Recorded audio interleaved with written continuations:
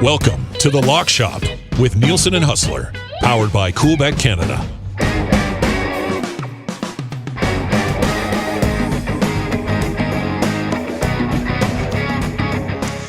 Hello, everyone, and welcome to a Friday night inside the Lock Shop. It's Nielsen. It is Hustler. We are brought to you by Coolbet Canada. If you're signing up for an account, go to coolbet.com. Use the bonus code LOCKSHOP. You're going to 100% deposit bonus on your initial deposit up to $200. Huss, you are a busy boy today, buddy. What a way to wrap up a Friday with the Lock Shop.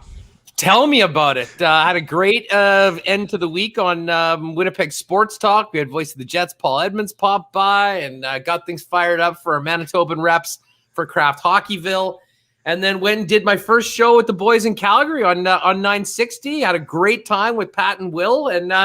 But we're not done yet. It's time to get into the Lock Shop, one of my favorite weekends of the year, Dusty, Masters weekend. And as you can see, I'm not trying to take your T-shirt and jacket look that you've pretty much copyrighted, but of course, it is Masters weekend. And when you are a green jacket champion, albeit of the Mo Gosselin Invitational, not necessarily the Masters tournament, you put that green jacket on and get ready to stunt a little bit before making some picks. I love it, buddy. That's a great looking jacket. Now, did you actually have to win a tournament, or did you have to party the hardest at the tournament? Did you finish dead last? Is there a shtick to get the jacket? No, it's all about excellence on the course and off, but you got to get it done. It's sort of fun. It's a tournament, 16 guys, a bunch of match play, with partners. So sometimes there's luck of who you're matched up against, who you're playing with. I think that was very influential in my victory a few years back. But again, they don't ask how, they just ask how many. I'm one green jacket, and I'm sporting it in the Lock Shop today. I was telling you before, I wore a golf shirt doing the Masters preview on the Coolbet site with Pat Gregoire earlier this week. And other than that, this might be the first time I have had anything with a collar on my person in maybe a year. I'm not even joking. Oh, I love it, man. That's just the type of year it's been, hey? My goodness. Unbelievable. I haven't even worn jeans in about 11 months. I'm not sure how, when this is all over, if I'm going to be able to transition back to normal human clothing. I think I'm going to turn into, in The Sopranos, Tony, the big gangsters, they would wear those nice velour tracksuits. Yep. I think that's going to be me when we come out of it. I'm going to be getting some custom-made velour tracksuits. I might even start rocking a big chain too. I mean, I just think that that's the way it's going. Comfort is such a big part of life right now, just being comfy. I think I'm past the point of no return when it comes to jeans and collared shirts. You got to talk to my boy, Joaquin Gage. Gager. He has one of those suits. He rolled in one morning back when people could actually come into our building. He came into co-host one morning, and he rolls in a full-blown, velour purple suit. It was unbelievable. That is what I'm talking about. What? Hook me up with Joaquin. I need to find out who his tailor is and get a few of those suckers made, custom made, gold, some really gaudy colors too. It's going to be amazing. We're recording this early evening here on Friday, which means we've already got the Masters weekend set, which is exciting us. And we're going to get to the Masters a little bit later on, but I've really liked what I've seen so far. This is shaping up to be a great weekend, buddy. Oh, dude, tell me about it. I mean, there were some pool killers. Yes. We talked about Rory McIlroy. 20-1, crazy number for Rory, but there was a reason for that. He'd been incredibly mediocre this year. He is not going to make the cut. Maybe the biggest surprise is Dustin Johnson. And as a 9-1 favorite, pretty chalky in a field like that, but still shocking that he won't be around for the weekend. But man, you look up, Justin Rose bouncing back from a tough front nine today. He's in the lead. Will Zalatoris doesn't even have a tour card. He's one shot back. And then you got Jordan Spieth, Justin Thomas. Oh, man, it is going to be a juicy, juicy Sunday afternoon. And, dude, tomorrow winds in the afternoon going up to 20 miles an hour. When you combine those parking lot greens they're playing on right now, it's going to be wild. And whoever wins that green jacket is definitely going to have to earn it. And Coolbet does have their new odds up to date for the weekend, heading in for the winter. So we'll dive into those coming up a little bit later on, right after we chat with Chris Abbott. Huss is going to have another installment of your wide world of wagering as well. If you don't follow us on Twitter, it's at Lock Shop Bets for our podcast Twitter account. All right, let's get into our puck picks. And I don't know if we've done this before, but both of our puck picks, same game. One's on the winner, one's on the total. It's an all Battle of Alberta puck pick weekend, Huss. Yeah, well, let me start it off. Battle of Alberta tomorrow night. I basically spent the entire afternoon today talking about the Flames, mostly with the guys in Calgary. And I've been paying very close attention to them. And if you've been paying close attention to the Calgary Flames, what you've seen is hideous. They've been horrible. And listen, it's next year's season for Calgary. A lot going on around the team going into the deadline. I mean, if there are players that are available, expiring contracts, all wondering where they're going to go. But at the end of the day, this has just been an absolutely miserable season for the Calgary Flames. And it just seems to be like a snowball rolling down a hill, getting worse all the time. Now, they have had some time off. Maybe they come back better coming out of this break. But the Oilers have a lot to play for right now. And the Calgary Flames are pretty much into next year territory. And anyone that's watched this team knows how much difficulty they've having. So I'm going to ride with the Oil tomorrow night or Saturday night, minus 119.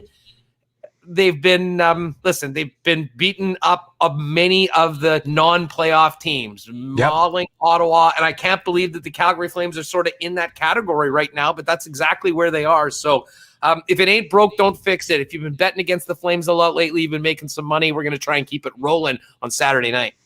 And this is a little bit of a scary one for me because the Oilers, if you've been betting Oilers and under, you've been cashing too. They've gone under in 6 consecutive games, but there's a couple of different reasons that I want to look at the over for this game. First of all, I mean, the total set at 5.5. Every single total so far in this head-to-head has been 6 or 6.5. So I don't mind where that total sits at 5.5. You get a 6, you're going to be laughing here in this one. And I think with the way these two teams play, a 6 is very, very likely. The Oilers have scored 7 on the Flames themselves. Like the Oilers have already covered this 5.5 on their own in 2 games against Calgary so far this year. And there's a couple other things that factor into me wanting the over in this game. One, the Oilers will leave everything out there because they're not going to play again for a bloody week. The Oilers are going Saturday to Saturday without a game because they're supposed to play the Canucks twice, and the NHL hasn't been able to reschedule a game for them. So after this game against Calgary, they're not scheduled to play again until next Saturday against Winnipeg. So there's no reason to save anything for the Oilers. McDavid and Draisaitl, they're going to be out there a ton because they're not going to be playing for a week. I also think, and you said you were on Calgary this afternoon. I don't know if you guys talked about this at all, but I think this game could be a nasty one for a couple of different reasons. One, and when things get nasty in Calgary, people start playing loose and goals start getting scored. Sutter's got to be livid. I mean, he's got to be absolutely pissed off right now. And I could see Sutter saying, hey, we're going to go out and we're going to send a message to the Edmonton Oilers here. It's a Battle of Alberta. We're the Calgary Flames. Take them out behind the barn and beat them. You got that going for you. Like I said, the Oilers will have time off here, so there's nothing left. You got, I think, Cassian right now with Edmonton he's getting ripped in this market because he's done nothing.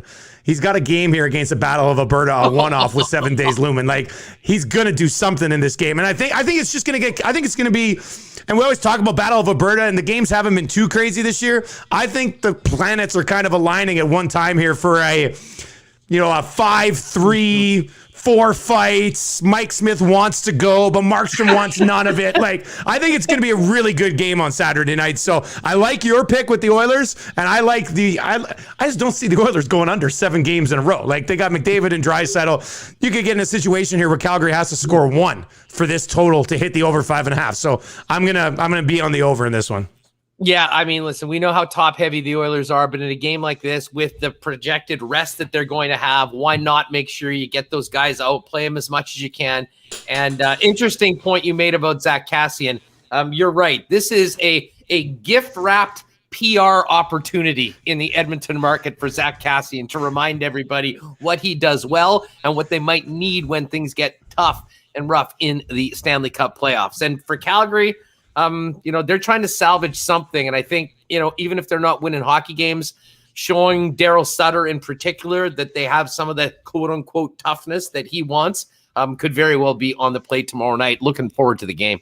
I got to go back to Tuesday's puck pick too. A heartbreaker for me. I had the under in the Chicago game, and with 7 seconds left, Patrick Kane hit an empty net to put it over the 5.5. I was livid. I was absolutely livid. That crushed me, killed me. Yeah, you know what? It was tough. We had a couple of losers in the dog pound, unfortunately. However, we are 1-0 in our double play Major League Baseball parlay, and I don't know if you did. We both talked about it. I bet them both. Yeah, and that was a nice little bonus. It all went into more Masters bets, but I've been on some good guys, so that actually could really, really pay off. But yeah, no, listen, bring it on. And that'll be a new Tuesday regular for the Lock Shop. It's tough to do today because teams are playing. We don't have the information for the next day's games. But Tuesdays, definitely, hopefully we can go back-to-back with another double play. There you go. Your puck picks. Oilers, -119 over the Flames and over 5.5 in that game. Let's get to the dog pound. And let's start with my game because I am going to go to the Winnipeg Jets. And I want your thoughts on where they come out in this one. First of all, the value of play. You can't go wrong with the Winnipeg Jets. They're coming off a win against the Montreal Canadiens in which Connor Hellebuck had to be pretty good. So Winnipeg probably knows that they need to be better again if they're going to get the job done. They're at +115. Watched a little bit of that Winnipeg-Montreal game. And Montreal, it's almost one of those typical Montreal teams. Haven't been a Habs fan forever in my life. They get ton of chances, lots of shots. Just don't have all those natural goal scores that the Winnipegs, the Torontos, and the Edmontons do. So, I looked at this game. I wanted to go with this game one way or the other, being in the North. And I thought about the Habs in a bounce back spot here, but then I just look at the two teams and they're so evenly matched. I got to take the dog for the value in this. So I'm going to go with the Jets +115. Hey, we've talked about this all season long, since the beginning of the year, wondering what was up with these odds on the Winnipeg Jets. And to be honest, it has played out exactly as we spoke. Jets are a contending team. They're a playoff team, and yet they are continually an underdog. They were the underdog against the Flames when they were playing a few weeks ago. I mean, if you bet, I think we talked about this last week, OddsShark's got a great thing comparing all the teams. If you bet the same, let's say $100 is the unit. If you made that same bet every game on the money line, the Jets are by far the most profitable team so far this season in the National Hockey League. So, listen, you can't go wrong betting on the Jets. We'll see what happens on the game, but the value's certainly there. They're playing well.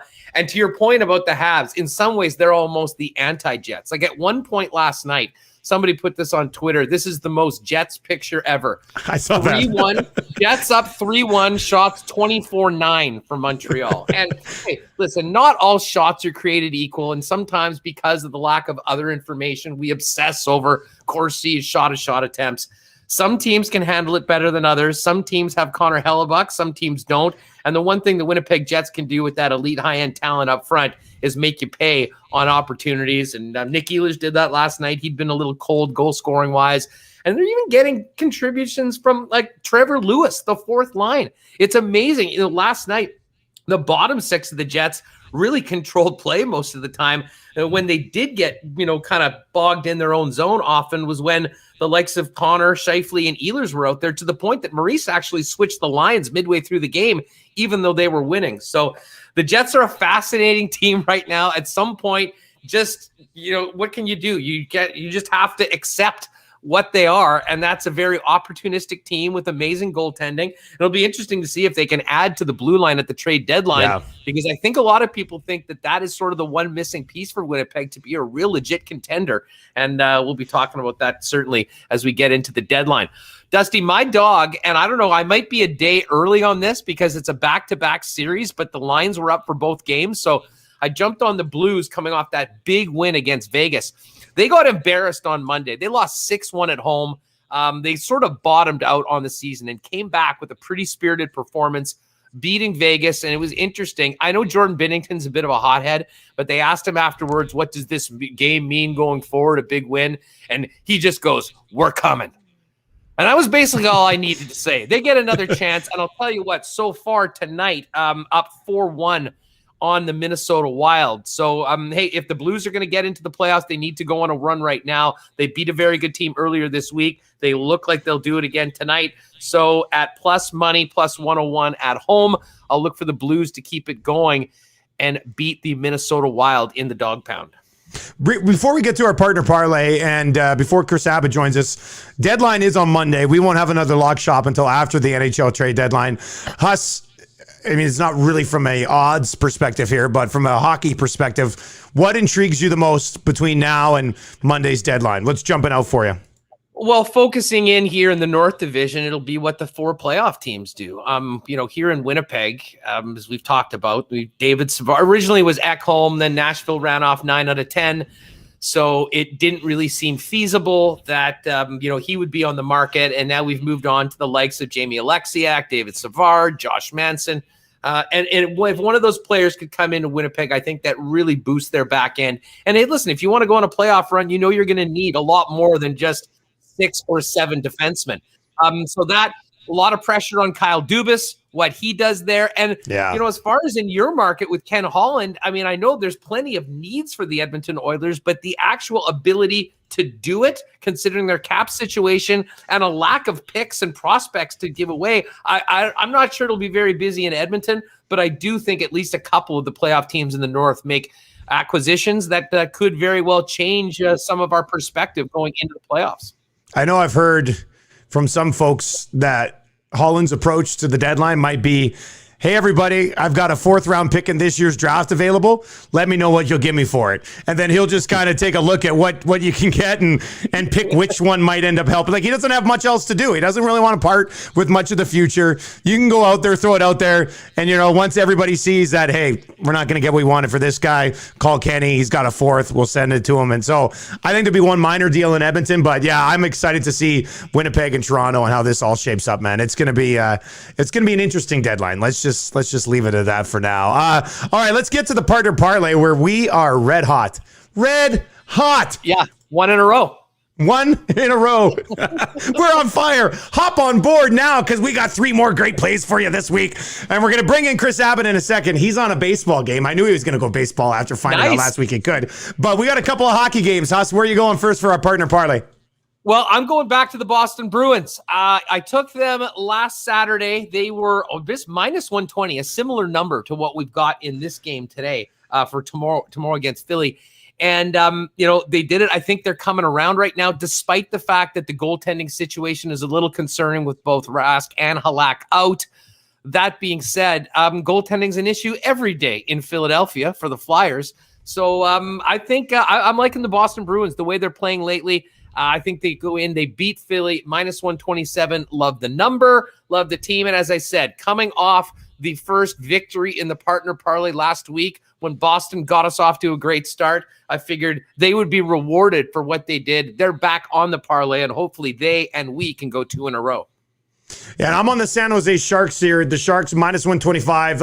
It's back-to-back. They're playing actually later tonight, so we'll have to wait to see what the results are in that one. And then they go again tomorrow. San Jose is the favorite. Head-to-head, like I said, prior to tonight this year, San Jose has won 4 in a row and 5 of 6 against the Los Angeles Kings. The Kings also have this nice little stretch going right now where they lose 3, win 1, lose 3, win 1, and they just won 1. So they're on schedule here for about 3 game slide. So it could end up being in the middle of that one. And if they were to win tonight, then I'm really liking the Sharks even more tomorrow. So I'm on San Jose minus 125. Huss is on Boston minus 127. Overall, the parlay does pay almost 4-1 this week with our friends at CoolBet. And speaking of friends at CoolBet, we say that nice things when he's watching online. He's here now. So hear what we say about him when he's not listening. Let's bring in Chris Abbott today. Chris, how are you, buddy? I'm good, boys. Yeah, I mean, listen, you wouldn't be the first person to say bad things about me when I'm not listening. A lot of people don't even have that respect. They do it right to my face. So, I appreciate it. You're the best, Chris. I'm good. A little bit of a road game here this week. It's my nephew's 10th birthday, so just coming off a good feed of Costco lasagna, and we had the ultimate Nerf battle, 3 versus 3.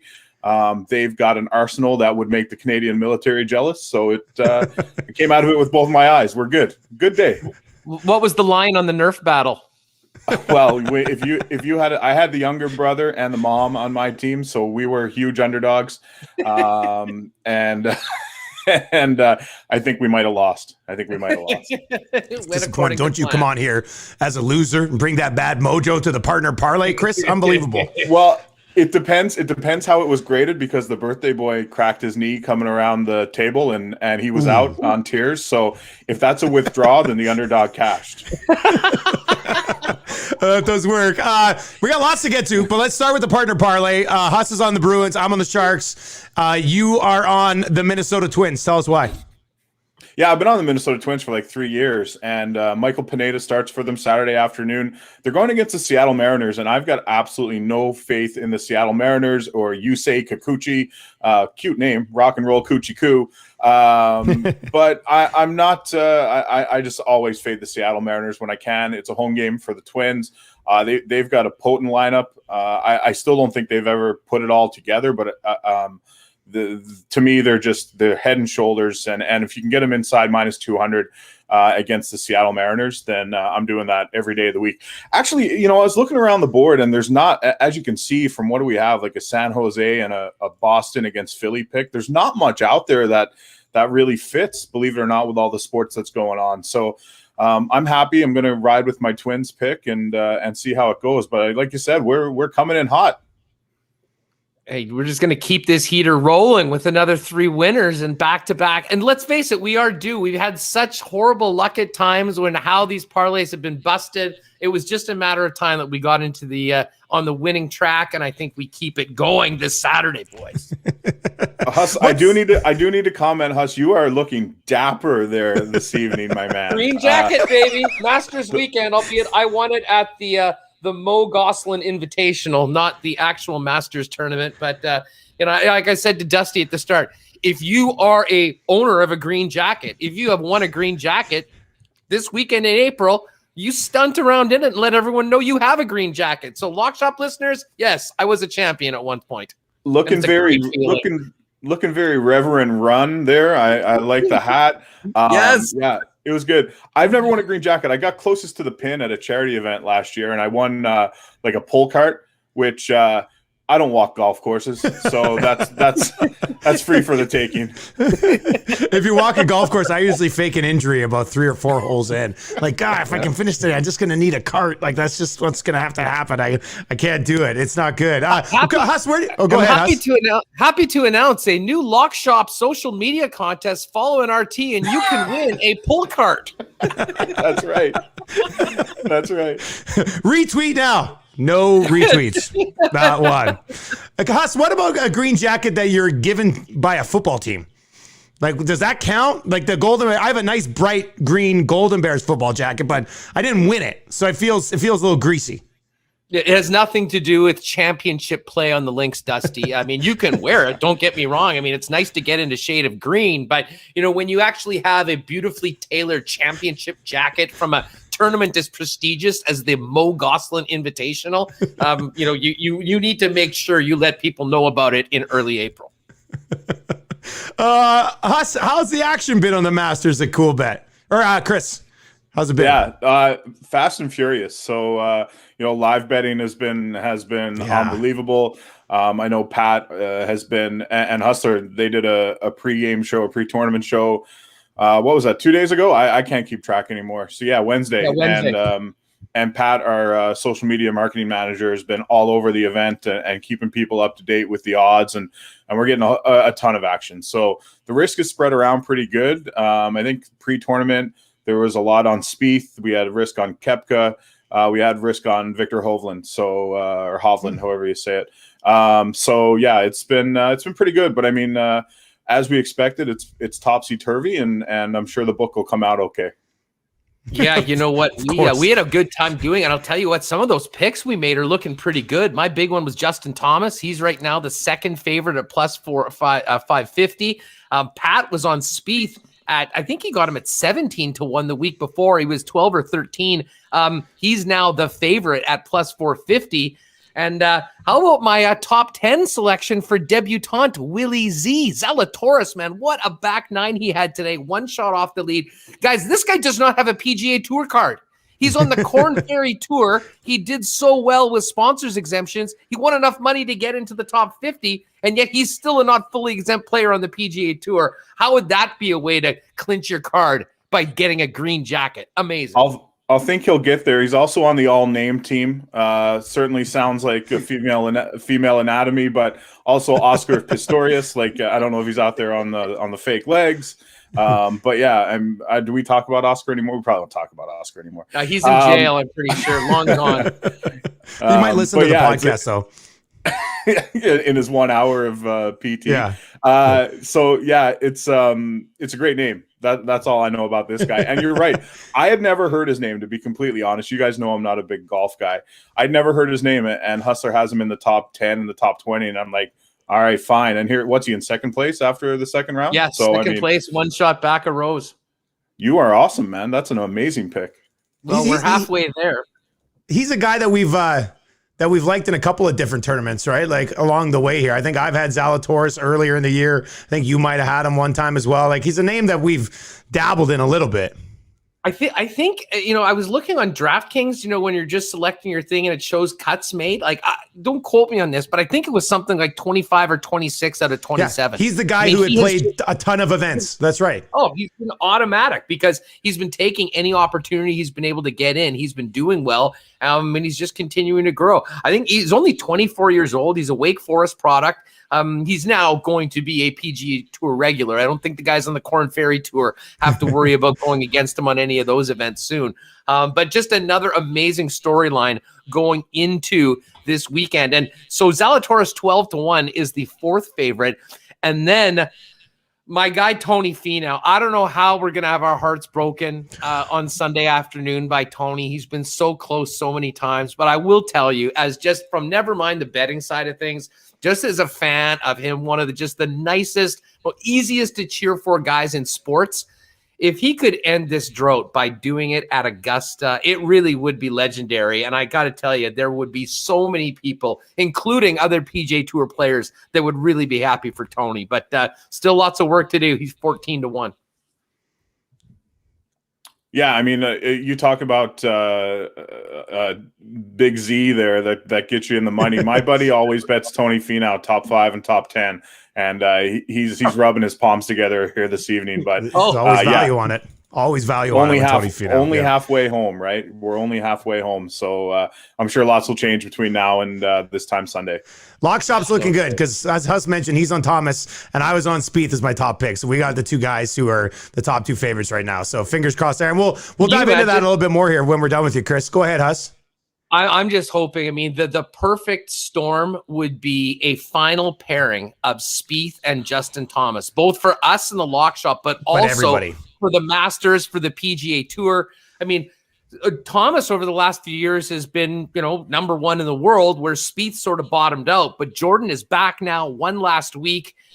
He has a huge, huge following, and they're best friends. So to see those two guys playing together in that final round would be incredible theater, the sort of thing you sort of expect on Sunday at the Masters. We'll see whether we get it.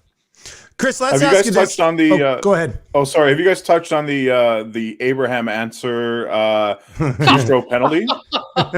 See, this is why golf is so stupid at times. I love golf, but that's the sort of thing that, I mean, he apparently had a grain of sand moved on a 1,000 magnified camera shot. Yeah. Whatever. That's just sort of a joke, but. I feel bad. I love Abe Answer. As Dustin well knows, he's been popping up in some Lock Shop picks over the last few weeks. I mean, it's one thing, like if you ground your club, right? I totally get it. I've watched that video at least 30 times. I don't see it.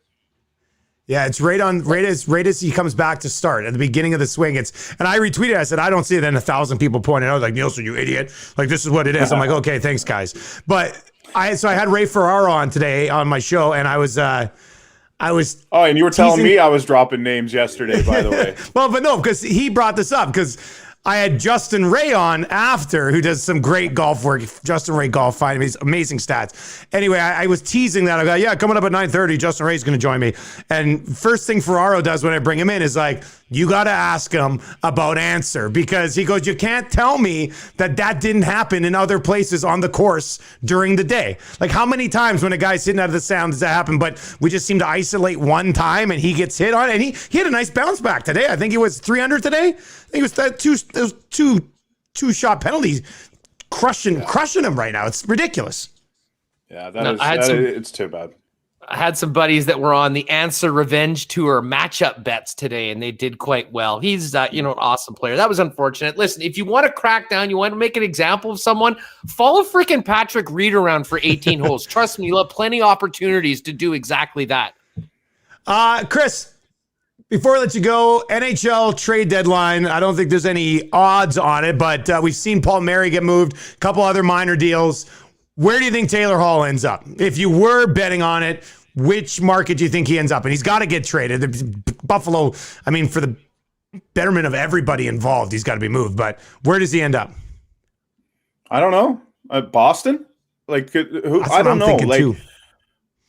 I just, first of all, say you've got a good dressing room, right? You want to take that chance? I don't know, man. Like, when he went to Arizona last year, he had a little bit of success. I will say that, but I don't know. Has he ever been in the playoffs ever? Yeah, the one year with Jersey when he won the Hart Trophy, he drugged them to the playoffs, and that's the only. I think he played 5 games in the playoffs his whole career. So it's not like you're right. It's not like you're trading for a ton of playoff success. If I'm Colorado, and the way things are going, what they lose the other night in regulation for the first time in 16 games, I don't think if I'm Colorado, who does have cap space, I don't think that's a move that is necessary for me. The thing with the Avalanche, though, and this is why I'm so intrigued, and that is the team when it comes to Hall that I could see him going to. I think Sakic realizes that he's in a perfect spot to really swing for the fences with their opportunity to win. And the great thing about Hall is that he could come in there and, play in the top 6, but they're already great without him. When Taylor Hall is the linchpin, when he's the guy that you need to rely on, we've seen the results. A Taylor Hall going to a team where he is not the guy, but can be a supplemental piece, that's a dangerous hockey team. And I'll tell you what, if that happens, that changes things big time in the West. I'm already looking forward to what we expect to be a Vegas-Colorado second-round series. I think the line at CoolBet will change a little bit if Taylor Hall comes to Colorado as opposed to any other team. Yeah, I just don't know. And I got to be honest, I don't know everyone's cap situation. So if you need to do some gymnastics to make it work. But just thinking of places that need a top 6 forward, like Dusty, would Edmonton ever make a move? Can they afford to bring him in? I don't think they could do it. And to be honest with you, before they traded him, they sat down and talked to the leadership core here and see if anybody had an issue with it. And nobody said, no, you have to keep him. We want him here. So I don't see that same core of Draisaitl, McDavid, and Ryan Nugent-Hopkins being like, yeah, bring him back. Like, I know it's a sexy conversation to have here. And you would have to get Buffalo to take James Neal and retain half, and you'd have to overpay for him because they were taking James Neal. So it's a pipe dream that a bunch of people have here for some reason, but I just don't see it being possible, nor do I see it being a good idea. What about Toronto? No. What about Toronto? What about the Leafs? I think Toronto could use him for sure because their third line right now might as well play without sticks. Like, I love Mikheyev and Engvall and their work ethic, but man, you're not getting any offense from these guys. So unless they're purely a shutdown defensive line, then you're not going to get anything out of them. So I think he could fit in Toronto. I wouldn't be surprised Tampa. I know they're up against it as well, but they find a way every year to make a move and bring somebody in. And I'm not as in love with the Tampa Bay Lightning as a lot of people are. And I think they're going to, be pushed in that division by another team that probably doesn't need him, but Carolina could be a landing spot for him as well. But I don't know. Back to your question about Toronto, I think that would be a bad move for the Toronto Maple Leafs. I think they've got a good thing going there right now. I don't think they need any big distraction, big personality, anything like that. I think they need to tinker a little bit, but I don't know that a player like Taylor Hall necessarily adds something they don't already have. Dream scenario, Hall gets traded to the Leafs, does nothing in the playoffs. They get bounced in 5 games, And it just basically, he brings that stink to Toronto, and it deep sixes their season. Listen, boys, we all know the Leafs aren't going past the second round. We all know it. We all know that if they get through the first round, they're not getting past the second round. That team, I'm sorry, is not built for adversity. They never have been, and you're just not going to see it. I am impressed with the way they play defensively in their penalty kill as opposed to years past, but when they have to fight to get to the front of the net, it just doesn't happen. So, right now they haven't run into that stifling defensive game, but I don't see them getting past the second round. I stand to be corrected at that. I don't think they're coming out of the North. Habs in 6. That's the pick. It's Habs in 6. Shea Weber, Jeff Petrie, Joel Edmondson are going to beat the hell out of those guys. You know what I mean? Like, I think that would be the toughest matchup for the Leafs in the first round. So we'll see. We'll see how it plays out. It should be good. Hey, anything on WrestleMania before we let you go, Chris? We got some really fair odds on WrestleMania. I was talking about it with Hustler earlier this week, and I think you guys on Two Guys as well.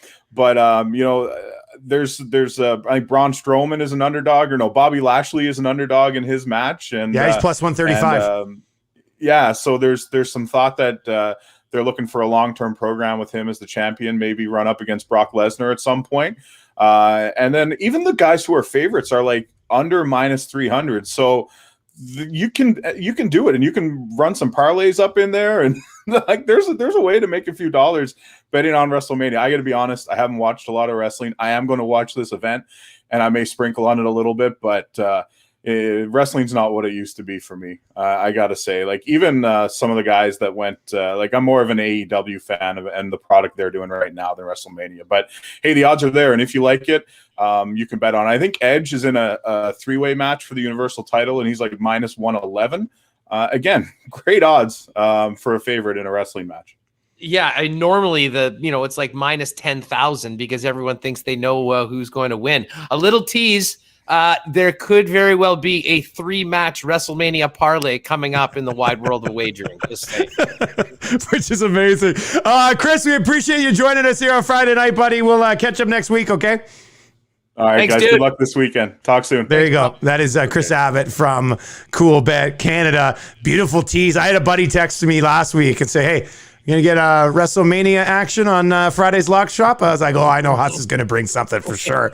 And we'll get to the wide world of wagering in a second. But let's talk about what's set up here for the Masters this weekend. Obviously, many of us have had our eyes on this event here through Thursday and Friday. Huss, I'll just lay out what we got right now for the top 10, and then we can kind of dive into this a bit. Spieth is your favorite at plus 450. Justin Thomas plus 550. Justin Rose at plus 650. Zalatoris is 12-1. Finau's 14-1. Harman's 14-1. Xander Schofley 16-1. Hideki Matsuyama 20-1. Leishman's hanging around at 2,200.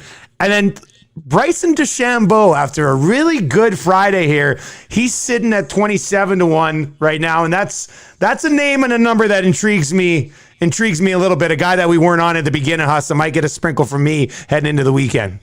Yeah, listen, I won't be because I love cheering against Bryson DeChambeau. Although listen, at 27-1. Yeah. Listen, coming off the round he had today. Listen, after the 5th hole, DeChambeau was 5 over par. The cut line was projected to be 3.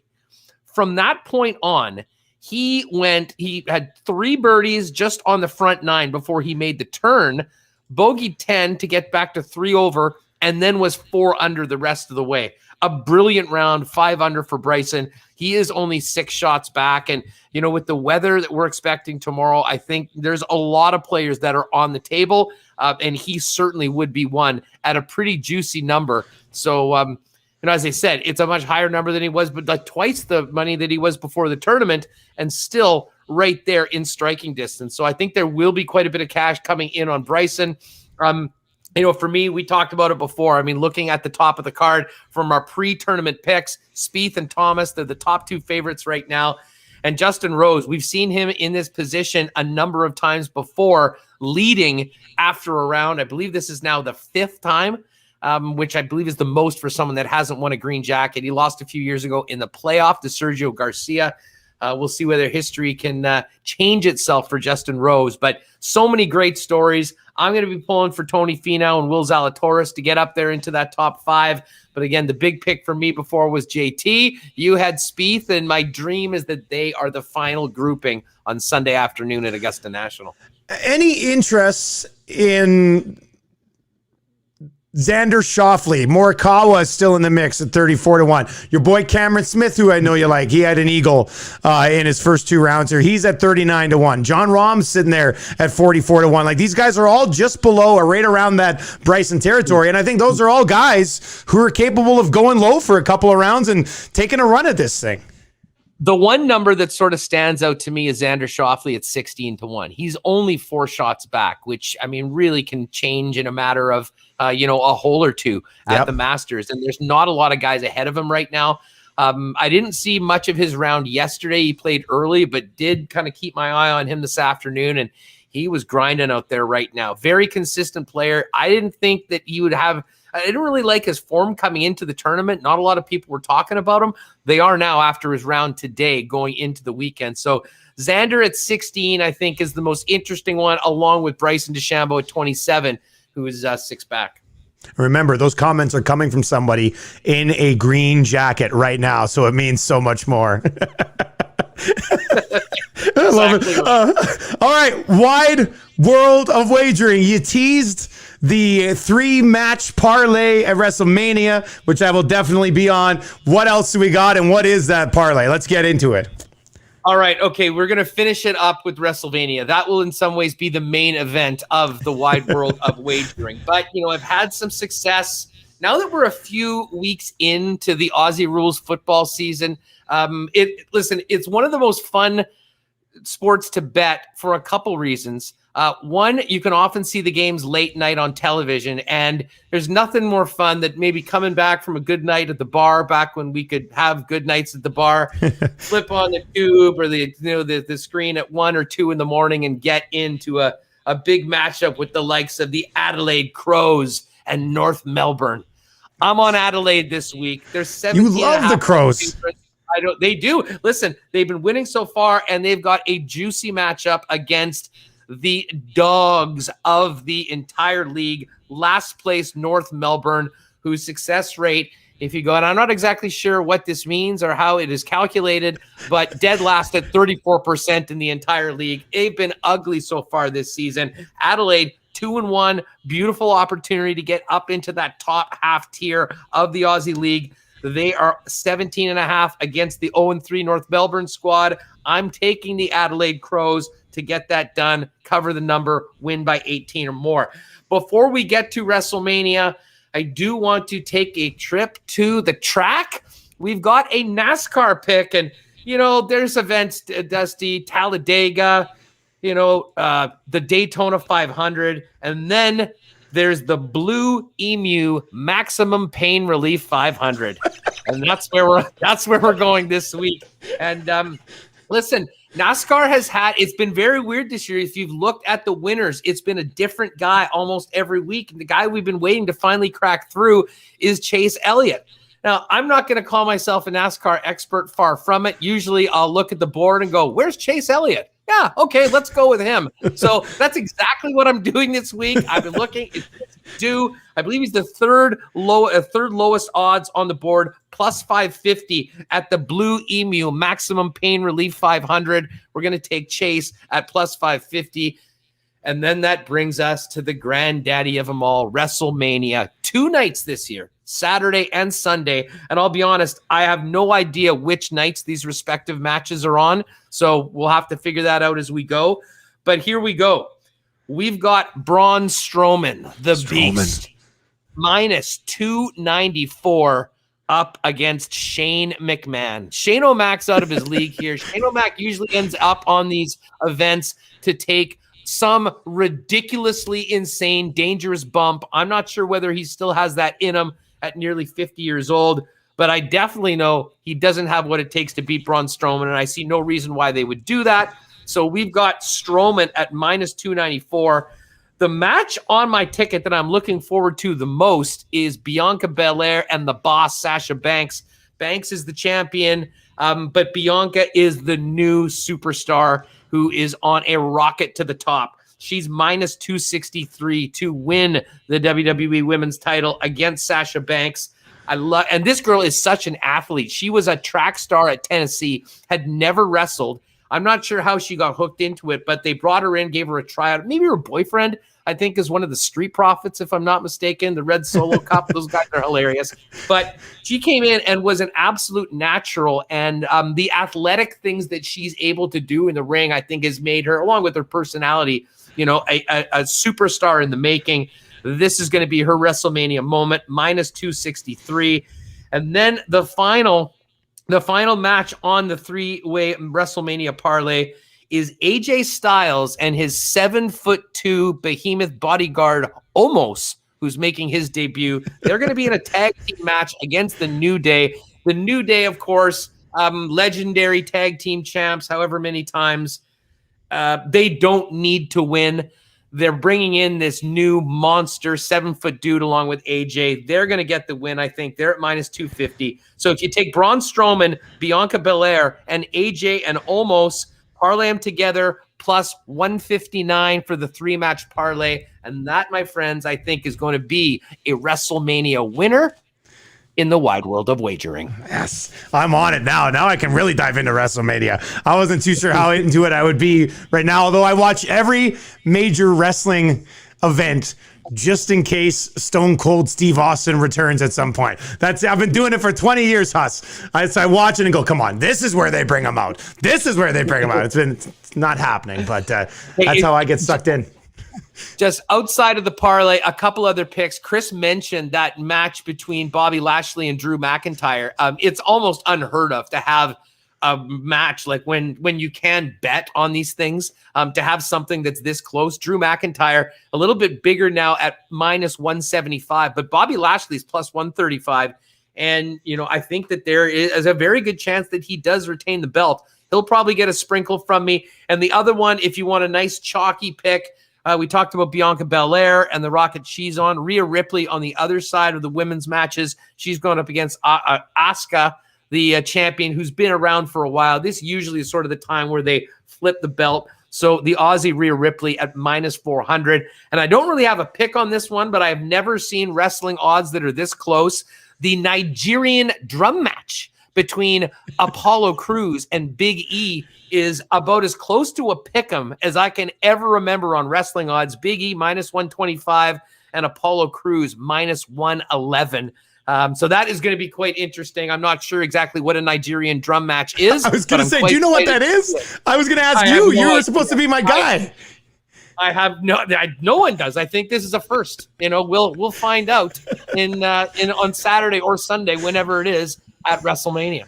Oh, buddy. God, I love the wide world of wagering. It's great. We got it all covered. In that jacket, this is peak hustler right now. This is peak hustler right now. And it doesn't get any better. Wrestling parlays in a green jacket on Masters weekend. Welcome to the Lock Shop, folks. All right, buddy. Have a great weekend. Relax. You're becoming Mr. Busy Guy now. And you got to find some downtime, buddy. I learned from the best. The good thing is I don't have a wife and two wonderful kids to occupy my time. So now that I'm done, there's probably a few cold ones in the future. Take a look at the lines, watch the hockey games, and get ready to chill in this green jacket watching the Masters for the next 2 days. And give us a Thomas Spieth pairing on Sunday for the green jacket. It's all we want. We got to get it. I think we're going to get it. I honestly think we're going to get it, Huss. The more I look at this board, knowing the way both of those guys are playing, they know how important it is to get into that final group. And listen, they both got the game to do it, and they're right there for it. We'll see what happens. It's going to be a wild Saturday afternoon at Augusta. The individual matchups will probably be up later today at CoolBet. Even by the time maybe we're finished broadcasting this, they might be up, so you can check that out. Going to be windy tomorrow afternoon. Going to be a real challenge, and that's what it's all about when you're trying to win the jacket at Augusta National. I'll do it for another episode of The Lock Shop. Thank you very much for joining us. If you've been watching tonight, subscribe to the podcast so you do not miss an episode. Just search The Lock Shop on all of your podcasting platforms. This has been brought to you by our friends at CoolBet Canada. Huss, enjoy the weekend, buddy. We'll catch you up next Tuesday. Right back at you, Dusty.